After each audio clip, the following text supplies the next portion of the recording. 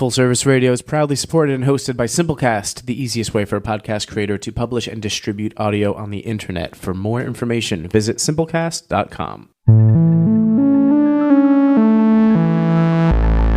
Full Service Radio.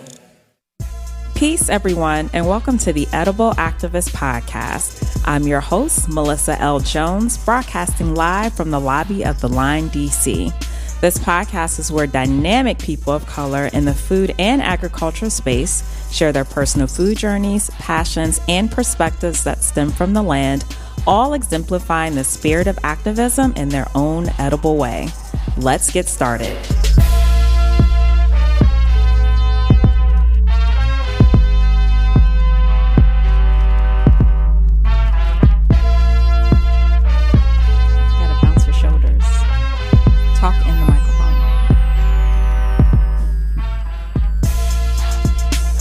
Peace, everyone, and welcome to the Edible Activist Podcast. This is your host, Melissa L. Jones, broadcasting live from the lobby of the Line, D.C. here on Full Service Radio.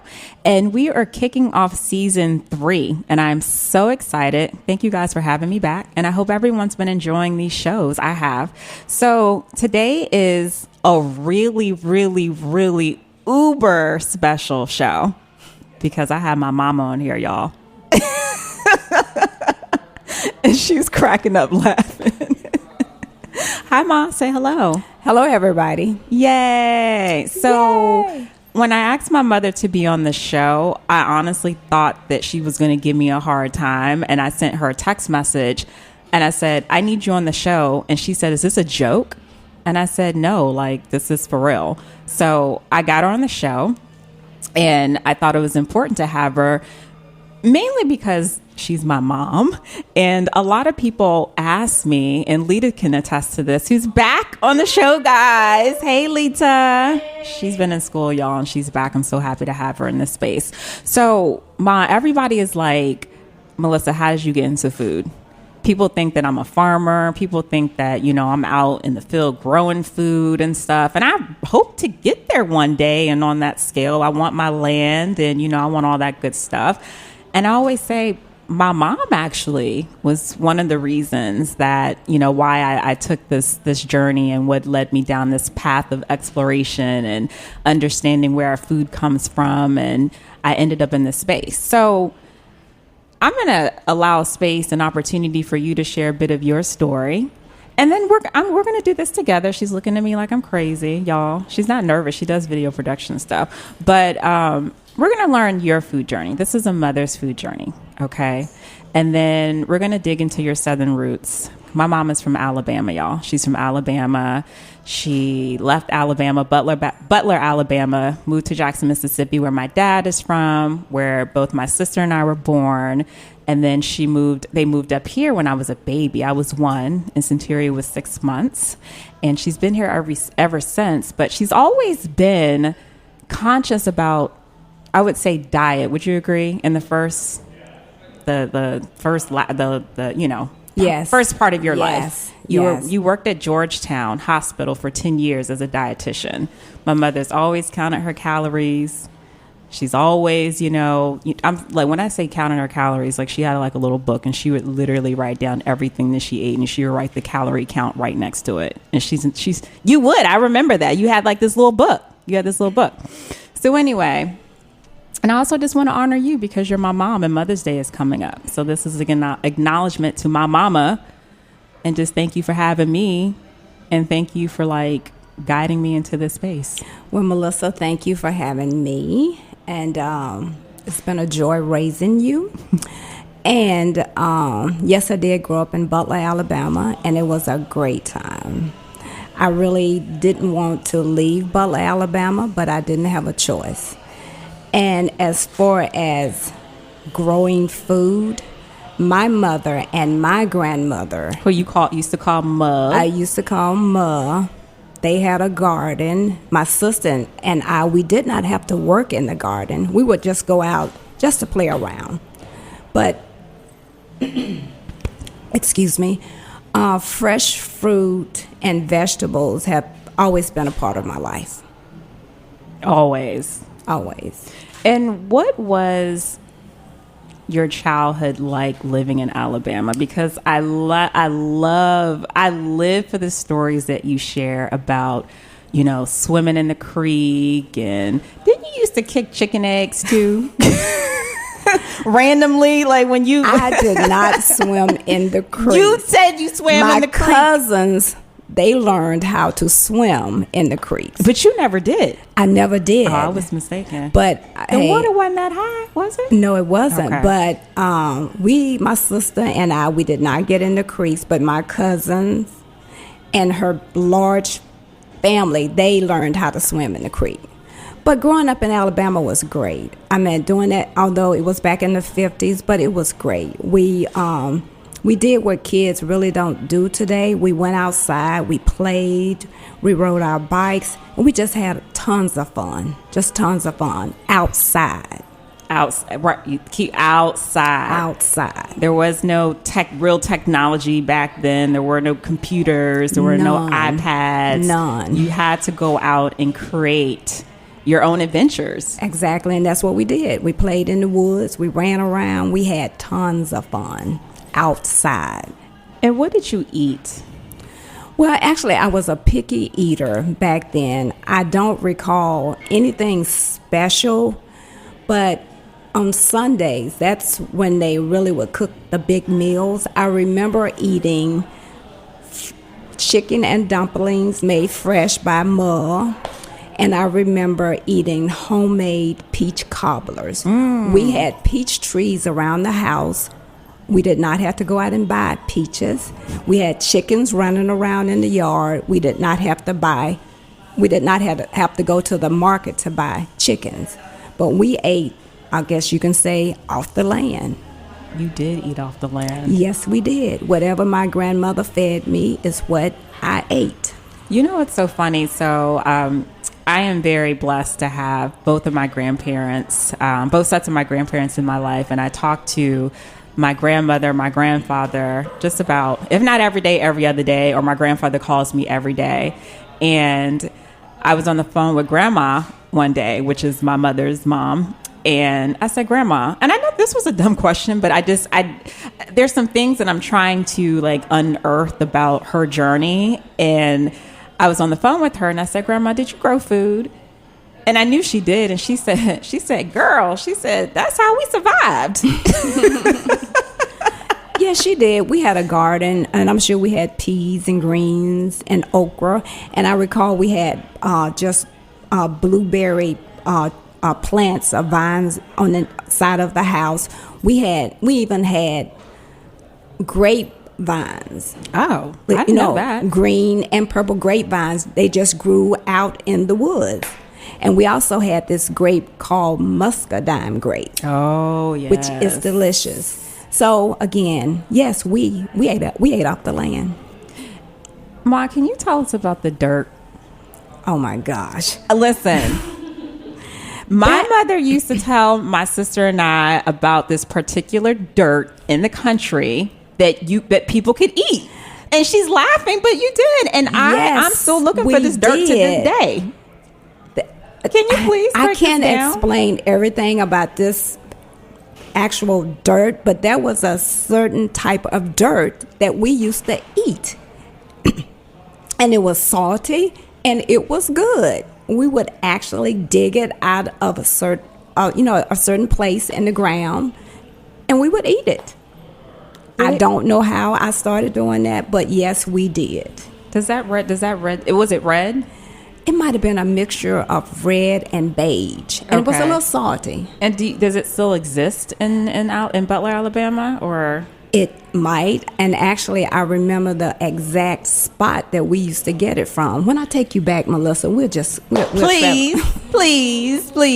We should have went back. So for those who are just tuning in, this is Melissa L. Jones here on the Edible Activist Podcast, broadcasting live from the lobby of the Lion DC here on Full Service Radio. Today, I have the wonderful privilege of interviewing my mother, aka Ma. That's what we call her. That's what all her children call her, Ma.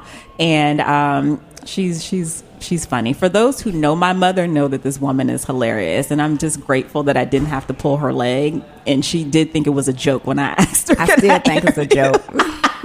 I'm dreaming. So this is also, Mother's Day is coming up, and although you should acknowledge your mom every single day, every day is Mother's Day. I really wanted to just be a special show for her, but also bring her into this space because a lot of people ask me how I got into food, and we'll dive more into that. It really has a lot to do with my mom's food journey. So today is a mother's food journey, which is my mom, Ma, aka Ma. And so I thought it was important for her to share a little bit about her upbringing in the South. She's a country girl at heart, y'all. Yes, I am, and proud of it. Yes, I am. If she sees a porch or any opportunity, she can just sit outside barefoot and eat food. Like, that is what this woman likes to do. Yes. And I'm proud of my Southern roots. I am grateful, that I have family in Mississippi. Mississippi means so much to me.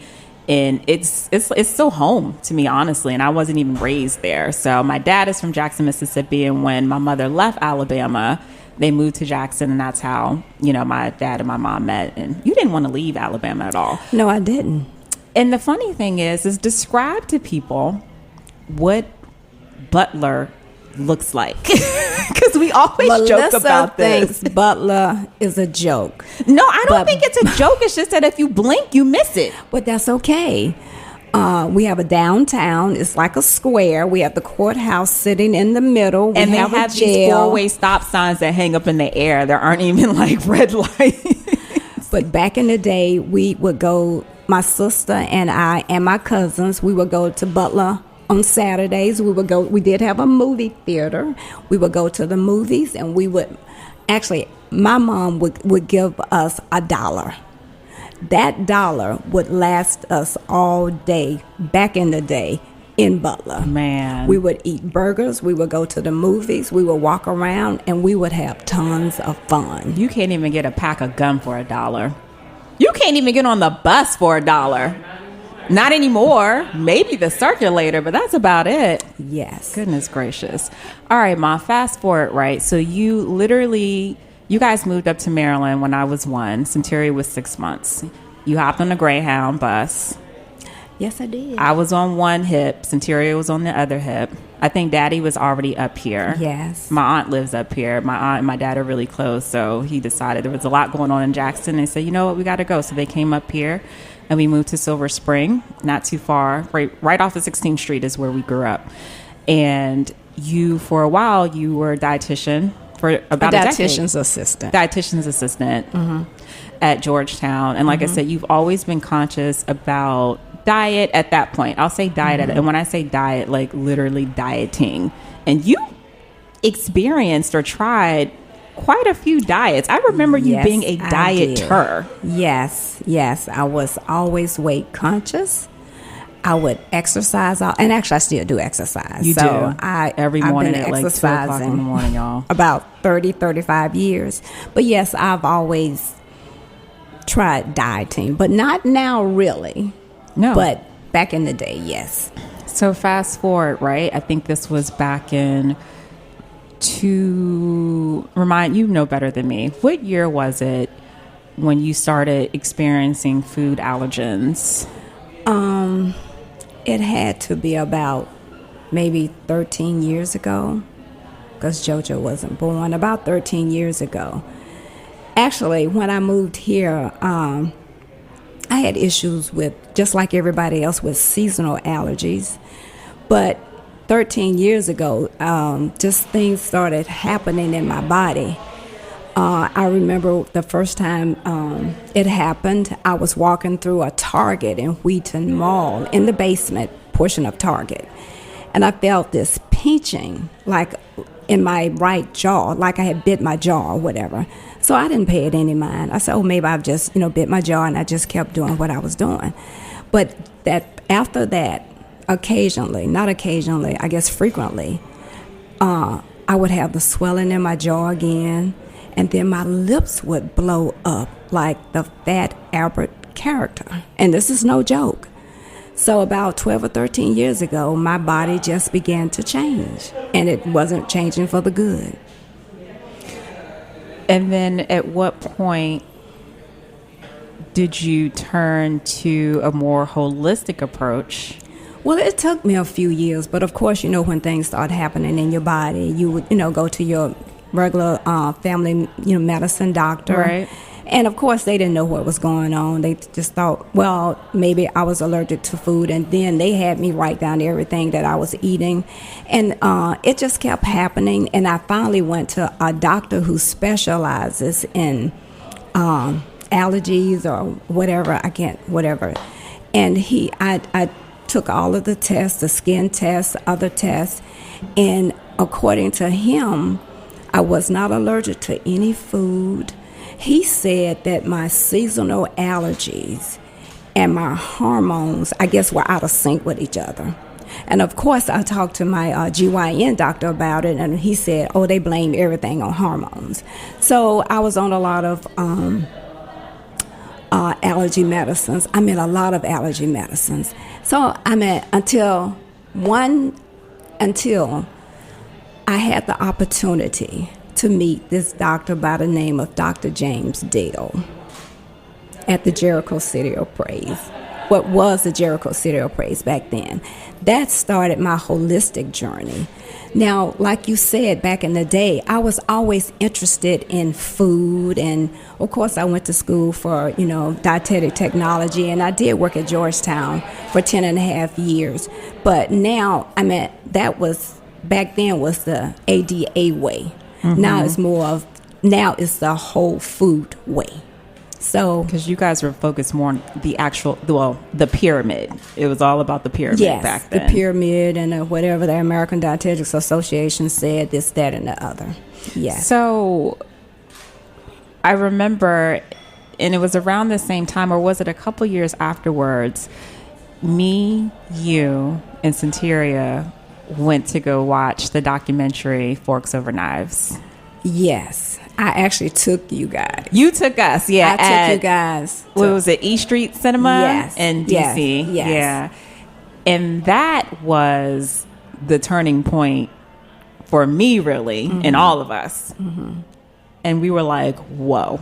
Yes. Whoa. Mm-hmm. So I'm actually going to break right there. And we're going to come back because I want to talk more about that again. People ask Melissa, how'd you get into all of this? And I said, my mom was dealing with some health issues, and, she started seeing a doctor, and you wanted to know more about what was going on with the food in our system.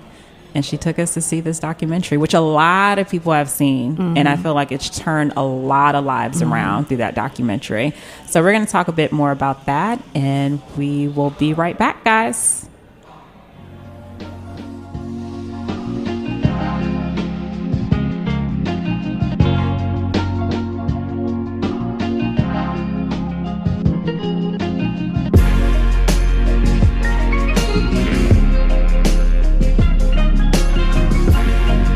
You're listening to Perfect Day, produced by Artists Authentic. For more of Authentic's work, visit allornothingstudios.com.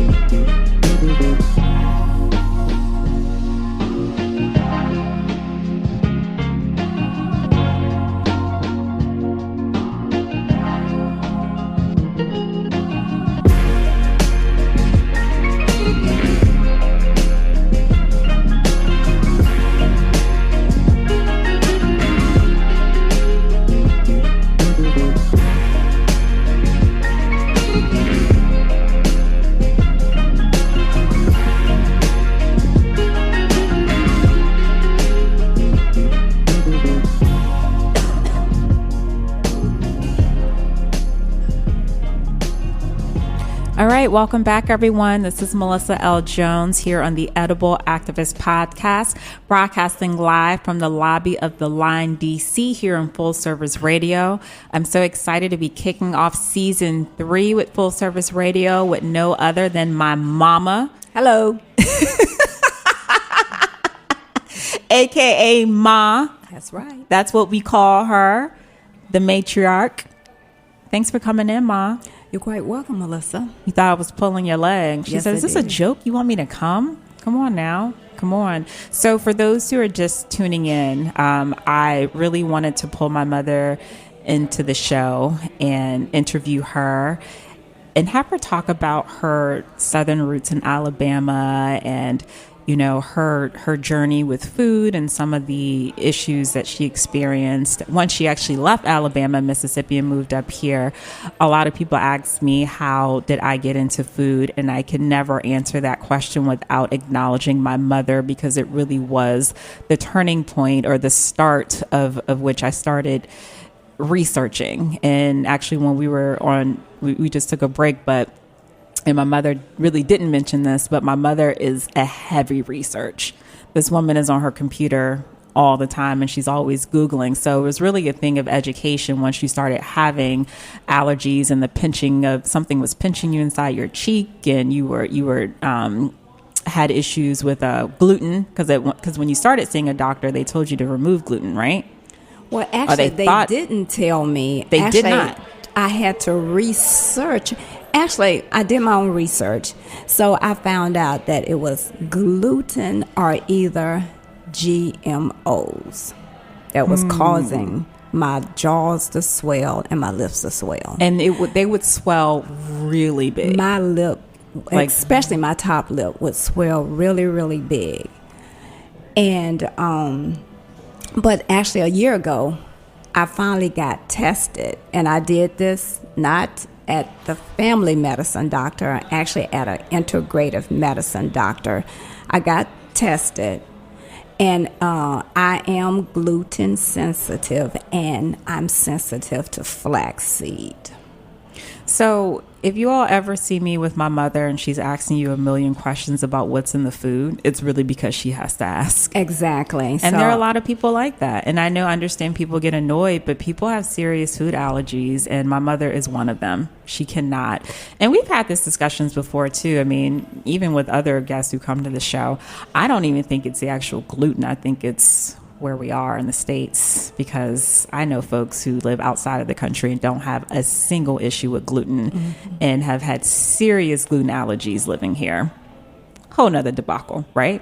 So my mother took my sister and I to watch a documentary called Forks Over Knives, who I know many of you guys are familiar with. And it's a documentary that pretty much they did this experiment with about 3 or 6 individuals. I can't remember how many, but they had a myriad of health issues. And so the doctor put them on a plant-based diet. They went to Whole Foods and they changed their entire diet. And really the end result was them being able to get off a lot of the medication, if not all of it, the majority of the medication that they were on. And we were sitting in the movie theater on East Street, like, for real? Mm-hmm. And at that point, I wasn't the person where you really had to just like hit me over the head with a bat to be like, yo, like, this is for real. That's when I really started doing my own like deep research about the food and health connection. And it was serious. I think my sister was still like, okay, I get it. But it's going to take me a little while longer. But not only did we watch the film, but when we were walking out of the movie theater, there was this gentleman about 80-some years old. And then I think he said that he had some medical issues and he changed his diet. Mm-hmm. And actually, he's alive and well and walking, and still getting information. That's right. That's right. I remember that. Mm-hmm. I remember that. Mm-hmm. And so, again, that was my turning point. And so I said, okay, well, if food affects diet, what else is affected And that's when I started getting into food and agriculture. And we read the China study. Did you read the China study? I read the China study. Yes, I did. It's a heavy read. A lot of people, I mean, some people have read it, some people haven't. But again, that was another experience about the plant-based diet. And it just blew my mind. And then I started learning more about food and politics, and I read Foodopoly, and then I was reading how the soil will save us, and it became more of, okay, let me learn about agriculture and about where our food is coming from. That was the biggest thing. So, Ma, you went plant-based, cold turkey. And I mean cold turkey. It wasn't nothing gradual. Cold turkey. And wasn't it right before we went to Mississippi for Thanksgiving? Yes, it was. Actually, when I think back again, Dr. Dale came to Jericho, and we had this.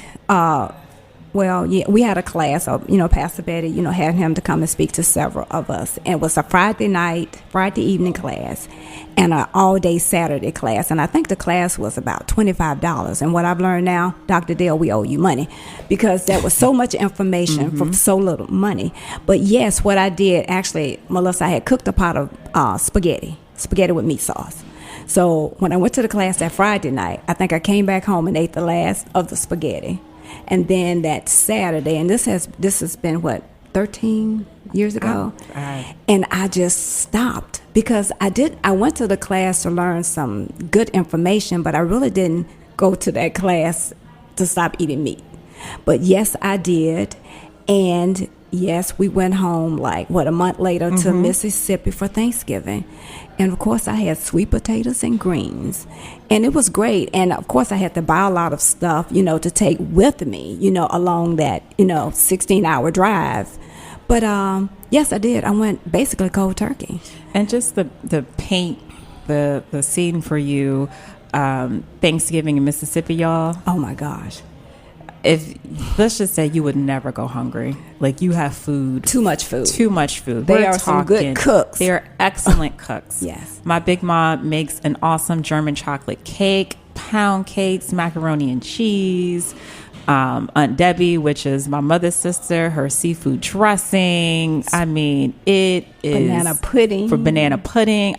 Not runny banana pudding, guys. Like, really good, solid banana pudding. Greens for days, cornbread for days, stuffing for days. No, dressing. We call it dressing. We don't call it stuffing. Cornbread dressing. Yeah. Fried fish, your Aunt Angel. My Auntie Angel, Strawberry Delight. Oh, my gosh. They get it in. And what I will say is that, of course, when we went to Mississippi, everyone was like, they didn't even know what, we don't really like to use the word vegan, but at that point, you were saying vegan. Yes, at that point. They didn't even know what that was. No, and nobody could understand. And you don't eat meat? Oh, I will always eat meat. But some of the same people who said that then, they've cut back they're not eating meat today. And you know what, though? And that is a point that I wanted to bring up, because I feel like I was having this conversation with maybe Jeff Edwards or someone who I've interviewed before. I want to say Jeff, maybe, that at that point when our family members were saying, huh? Like, they eat meat. I mean, making jokes out of it, I mean, at that point, it was funny because they really didn't understand it. But fast forward, some of our family members are like, hey, Malinda, what can I cook for X, Y, and Z? I'm trying to lose weight, or, I want to start feeling, I want to feel better. And what can I travel with? And they do come back to you with questions and want suggestions about how to change their diet. Or how to lose some pounds. Absolutely. So you were spreading edible activism back then. You didn't even know it. I didn't have any idea. You didn't have any idea. So what are some of your favorite things to cook, Ma? Because you're an experimenter. And I really don't like to cook. And that actually is that's the irony. Yeah, I'm a Southerner from Alabama, but I really don't like to cook. Although you used to cook a lot for us growing up. Y'all, we used to eat chitlins. Yeah. Hog mogs. Every part of the pig. Make a long story short. And my mother never forced us to eat a certain way. She let us eat whatever we wanted. We wanted ice cream from dinner. She was like, all right, I remember Oreo ice cream being a staple in the house. Tang. Good grief. How are we still living? Like, my mother, whatever me and my sister wanted, we had soda for days. She didn't care. No, I didn't at that time. At that time, you didn't. Okay. Now? Please forgive me. I didn't. But what do I really don't like to cook. But you like to experiment. You like to throw stuff together. Yeah, sometimes I would do like I like my lima beans and sweet peas mixed together, cooked together. I like my baked Japanese sweet potatoes.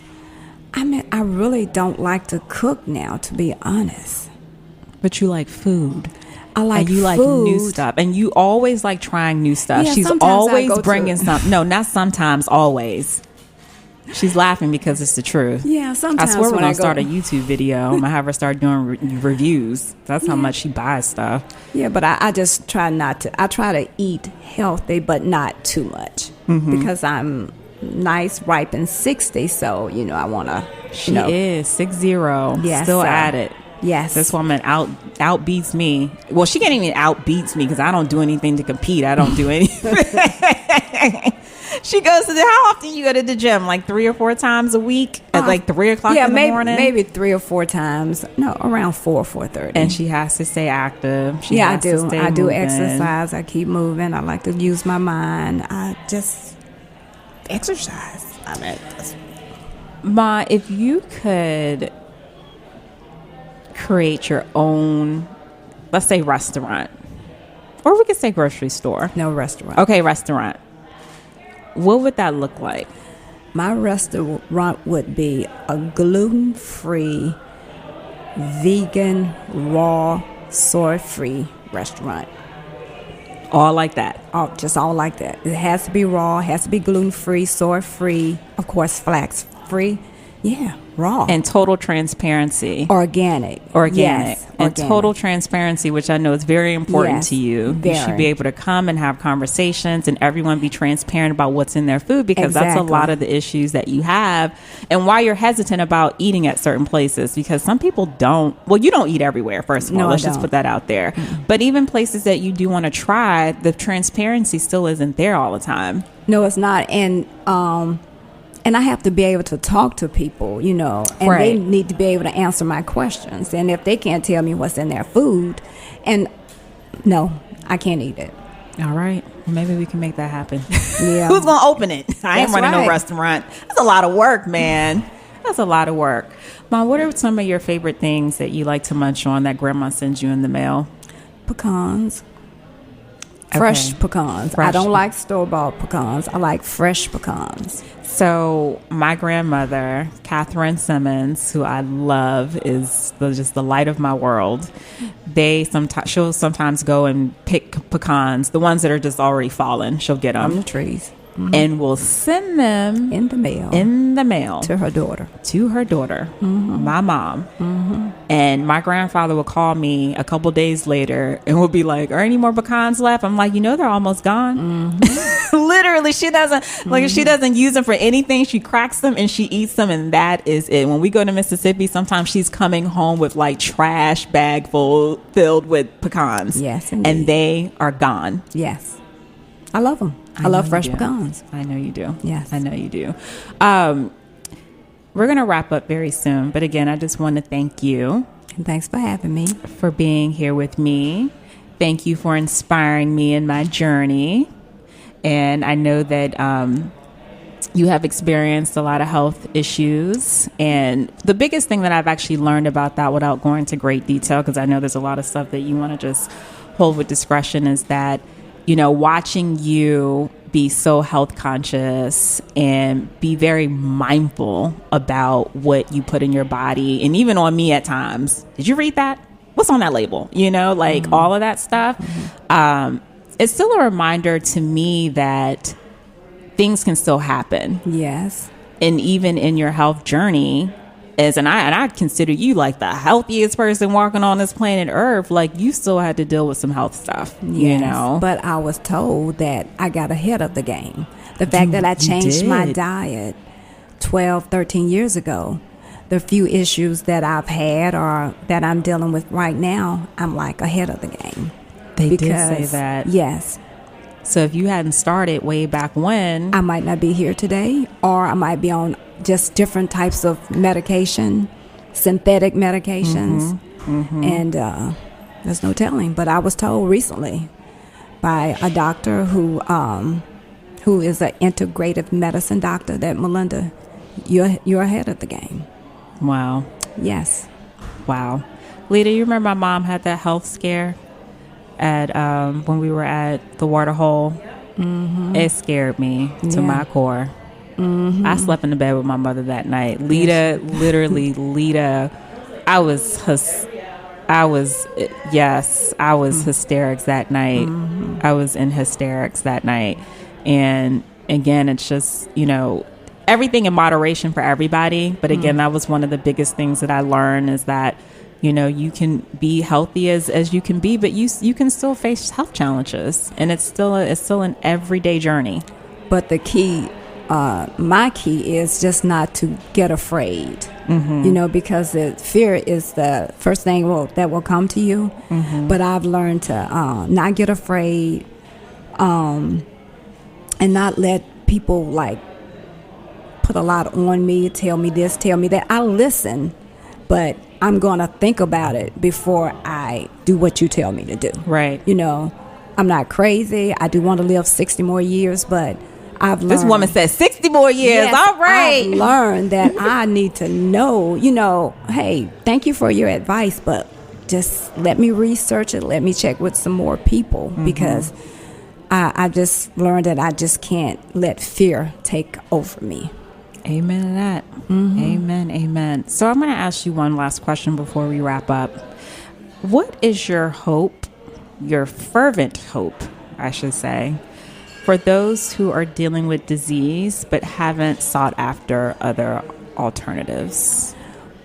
The first thing I would say, please put that junk food down and just get all of the information you can get regarding a whole food diet.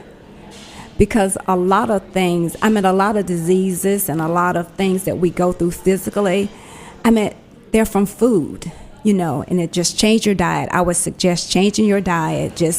Seek out people to help you if you're unsure about, what you should eat or what you should not eat.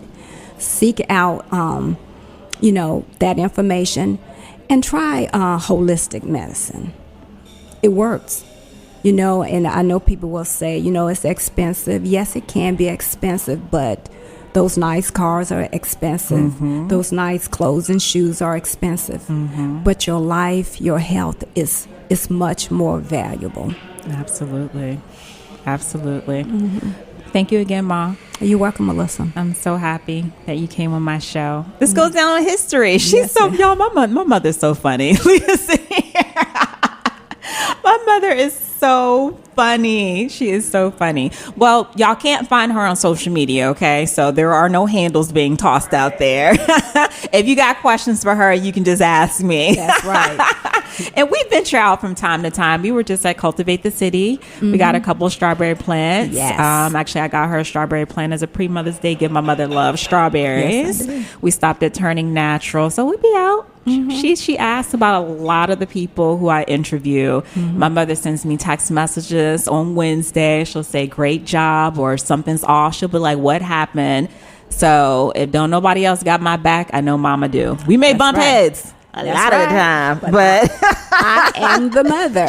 Oh gosh, here she goes. All right, guys, now to conclude. All right, so we're going to do a quick rapid fire. Are you ready? Yes. Okay, Mom. What is your favorite leafy green? I don't have a favorite, but I love butter lettuce. Green butter lettuce. You're obsessed with butter lettuce. Yeah, green. Yes. Okay. That's fair. All right. Sweet, spicy, sour, or salty? Sweet and spicy. Okay. If you had to choose one or the other? Sweet. Really? I would think you would choose spicy before sweet. Well, you said, okay. You really like spicy food. I do. What is your favorite fruit? Oh my gosh. I'm going to say blueberries because I love to pick fresh blueberries, as you know. We do. We pick blueberries. And I have blueberries in my protein drink every morning. So blueberries, I'll say. All right. You know what? I'm going to ask this question and you can answer it any way you want. What's cooking in your pot these days, literally? Nothing. Nothing. Nada. You are so funny. I just realized that I asked you that question. Lima beans most of the time. She'll cook some lima beans, y'all. Green peas, and I'll do mushrooms And and you love broccoli. mushrooms. But I really don't like to cook. She doesn't. I really don't. She doesn't. She likes a lot of nuts too, y'all. Yeah, macadamia nuts and Brazil nuts. One way someone can channel their inner edible activism. By being on Melissa's ship. Woohoo! Yay! I love it. I love it. All right, y'all, we're going to wrap up. Thank you so much for tuning in. Mom, thank you again. I appreciate you. I love you. Thank you for having my back. And thank you for all the good energy that you throw towards my show. It really it boosts my self-esteem. Well, I'm glad. I hope I'm doing okay. You're doing excellent, Melissa. Keep up the good work. I'm very proud of you. Thank you. All right, y'all. Thanks for tuning in. And we'll, until next time, next week. Peace. Thank you, everyone, for tuning in. We are here live on Full Service Radio every Wednesday at 11 a.m., where you can catch today's episode on fullserviceradio.org, as well as iTunes and Spotify. Be sure to follow me at Food Talks in Color on Instagram, Facebook, and Twitter. Are you an edible activist? Sure you are. Come join me on the show. I would love to feature you. Just shoot me a DM on the gram. Peace and blessings all. And remember, there is no culture without agriculture. Thanks for listening to this program on Full Service Radio, broadcasting and recording from the Line Hotel in Adams Morgan, Washington, D.C. Full Service Radio programming can be accessed live and archived on fullserviceradio.org. Our talk programming is available on most podcast apps like iTunes and Stitcher, and our DJ sets are available on mixcloud.com/fullserviceradio. Full Service Radio features over 30 weekly shows and over 50 local hosts covering every topic imaginable. If you want to be a guest or get involved, email us at info@fullserviceradio.org. Follow us on Twitter at FullServiceRDO, on Instagram and Facebook at Full Service Radio. Thanks for listening.